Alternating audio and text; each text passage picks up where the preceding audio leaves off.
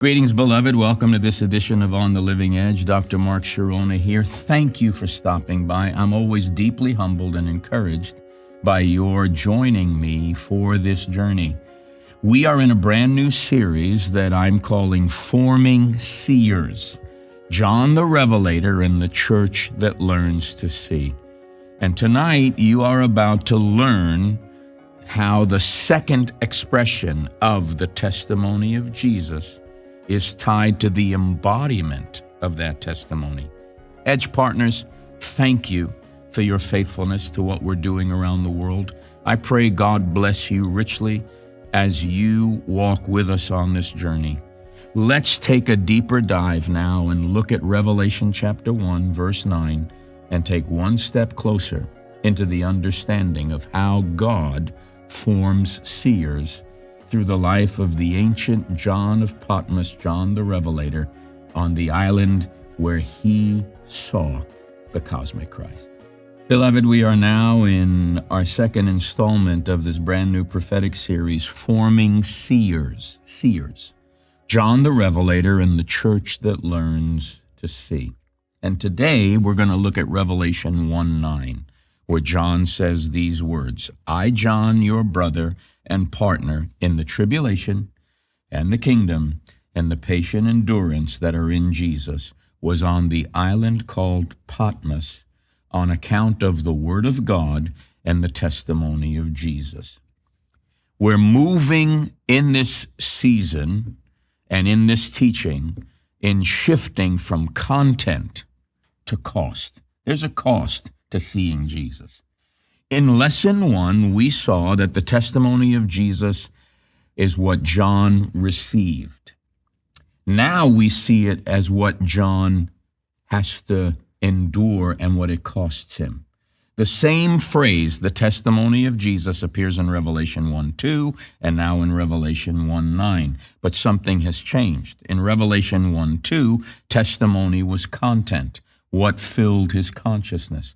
In Revelation 1:9, the testimony is cause, why he stands on a rock in the Aegean Sea, exiled on an island called My Killing. That's what Patmos means, My Killing. That's encouraging. How would you like to live there for your address? Oh, I live on an island called My Killing. That's great. One small preposition carries the weight. On account of, dia. John is on the island called My Killing, not for a retreat or a getaway. He's there because of what he received and refused to renounce regarding the Logos, the Word of God himself, the testimony of Jesus. Reception has become, for John, confession. And confession has become costly in the Roman Empire. This is the inevitable trajectory of the testimony of Jesus in the book of Revelation. You cannot receive the testimony of Jesus and keep quiet about it. You cannot. It will eventually put you somewhere you would not have chosen to stand if you're faithful. The cost of refusing the spirit of the age. We talked about the zeitgeist, the spirit of the age. There's a cost of refusing the zeitgeist then and now. Remember, the spirit of the age is pressing on those churches. Looks like it's pressing on us in the day in which we live. Rome wasn't merely a political system. Listen carefully. It was a way of seeing reality. It told everyone what was real, what was valuable, and what was possible. And to hold the testimony of Jesus was to see differently what was real, what was valuable, and what was possible. And to see differently meant you were to live differently. And to live differently was to become visible and not to hide, but to stand out as being different. And to live differently, John had to become visible. He didn't blend into the empire's assumptions. He didn't attend their feasts. He didn't burn their incense. He didn't mouth their slogans. So the empire removed him. Patmos was where Rome put people it wanted to forget. A small island, barren and isolated, 70 miles out on the Aegean Sea. No dramatic execution, just quiet erasure. will get them to disappear as if they don't exist. Listen, beloved, this is often how the spirit of the age, the zeitgeist, handles those who refuse to live in the spirit of the age. Not violence, marginalization. Listen, the fear of being left out is often tied to the zeitgeist. The fear of missing out is often tied to the zeitgeist. And so it's not the sword, it's the slow pressure of exclusion that affects us. You don't lose your head, you lose your place. Think about that. You don't lose your head, you lose your place. You become irrelevant to the empire. You become strange. You don't fit. You're out of sync with where the empire is going. You're out of sorts. You're out of step. You're out of place. And so John's exile is what it looks like when the testimony of Jesus moves from the inner life to the visible life. The churches needed to see this because they got swallowed up by the system. They needed to know that their teacher wasn't speaking from a place of comfort. He was speaking from the place where faithfulness had landed him. He was a brother and a partner. Notice how he identifies himself. Not apostle, though he could have claimed the title. Not prophet, though that is exactly what he's doing here as a seer. Your brother and partner. He places himself alongside them, not above them. And he names what they share: the tribulation, the kingdom, and patient endurance. These three belong together theologically. Tribulation is the present pressure. Kingdom is the coming reality already breaking in. Patient endurance is how you live in the tension between the now and the not yet. John isn't merely describing his situation. He's naming the shared condition of every believer, every saint, and every church that holds to the testimony of Jesus. You are in the tribulation, the squeeze of living against the grain of the age. That is tribulation. You're in the kingdom, the rule of Christ that relativizes every empire. You're in the patient endurance, the sustained capacity to remain faithful when everything else presses you to let go. This is the mode of existence that the testimony of Jesus creates. That word endurance is hypomone. Now, the word hypomone is not what we usually mean by patience. There's another Greek word that's makrothemia, that means patience with people, long-suffering, bearing with difficult relationships, not retaliating when you're provoked. That's not what John's talking about. Hypomone means endurance under circumstances. The word itself tells you remaining, meno, the word for abide, and hypo, under something. You're under something and you're abiding. It's the capacity to stay in place when pressure, listen carefully, when pressure is bearing down on you, staying in place. To hold your ground when everything is conspiring to move you. It's not passive resignation, it's active persistence. It's not gritting your teeth until it's over, but sustaining your commitment through the duration. John uses this word 7 times in the letter to the 7 churches. By the way, from beginning to end, this is a letter to the 7 churches. Never forget that. It's not just the 2 chapters in the beginning that are the letters. This is the letter to the 7 churches. The book of Revelation is prophecy, but it's a letter to 7 churches. And it's a letter to all the church in Asia Minor. The challenge facing the churches isn't difficult people. It's systemic pressure. The beast, the empire, the ideology that squeezes from every side. The temptation is not to lash out, but to let go. To accommodate, to assimilate, to quietly release what's become too costly to hold. Hypomone is the refusal to release. And notice, it's hypomone, patient endurance in Jesus. Very important. It's not just patient endurance in Jesus. This is not white-knuckle effort. This isn't human willpower pushed to its limit. This endurance is in Jesus because Jesus is the ground of that endurance. He himself endured the cross, despised the shame and the weight of it all. Hebrews said He indeed, for the joy set before him, endured the cross, despised the shame, and sat down at the right hand of the Majesty on high. He's not merely the one who gives us the strength to endure. He's the one who has already walked the path that we are now walking. Our hypomone participates in his patient endurance. Now, guess what? Isolation is the site of the encounter. Patmos was isolation. It was exile. Cut off from the churches he loved. John is 70 miles out in the Aegean Sea, cut off from the community that shared his faith, alone with what he had seen, alone with the testimony that cost him everything familiar. No one on that island could enter what he was carrying. This is a deeper loneliness than simply missing people. It is the solitude of standing in a place no one else occupies.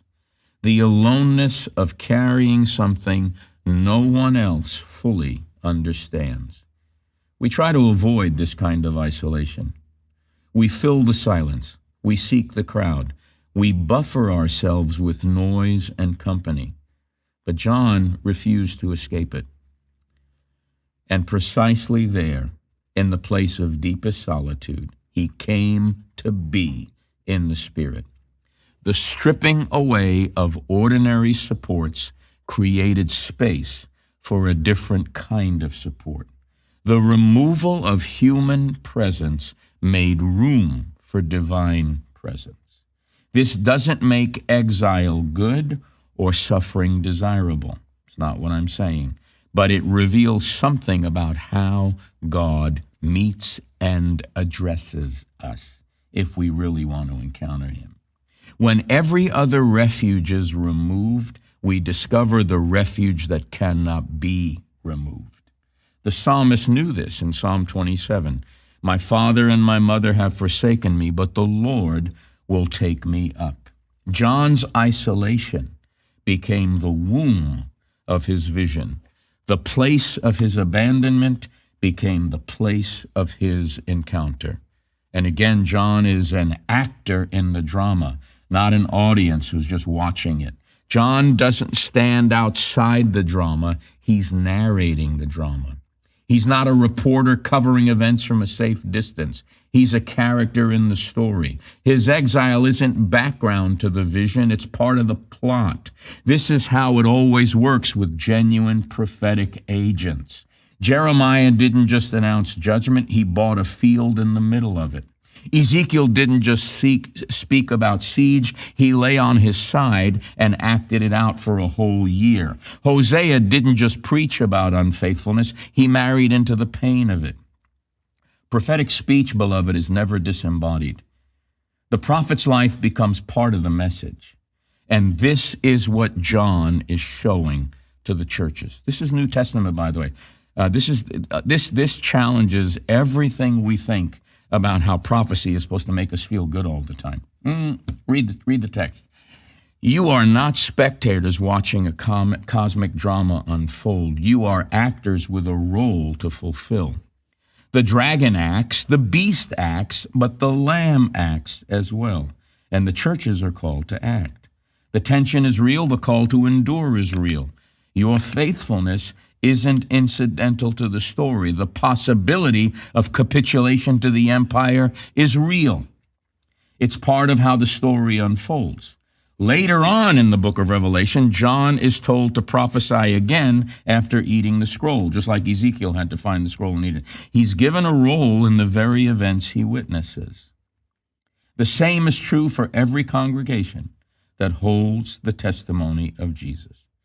Not the testimony of partisan politics, the testimony of Jesus.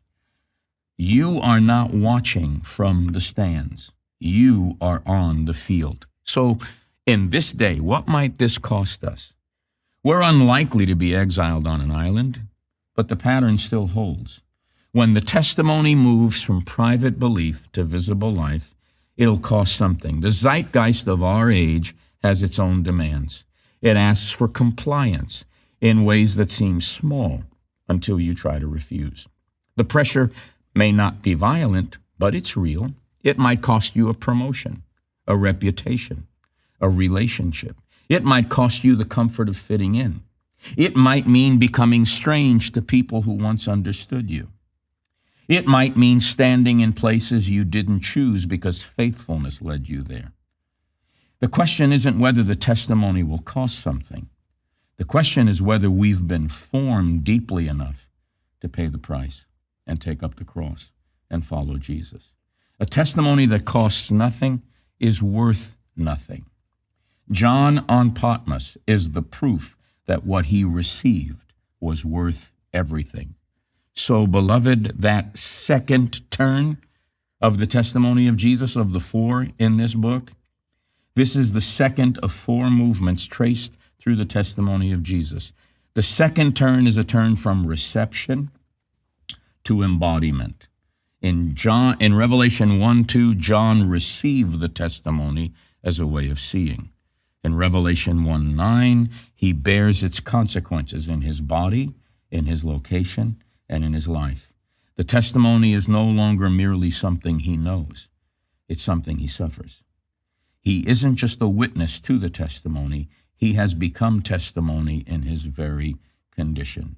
This turn is essential. Listen carefully.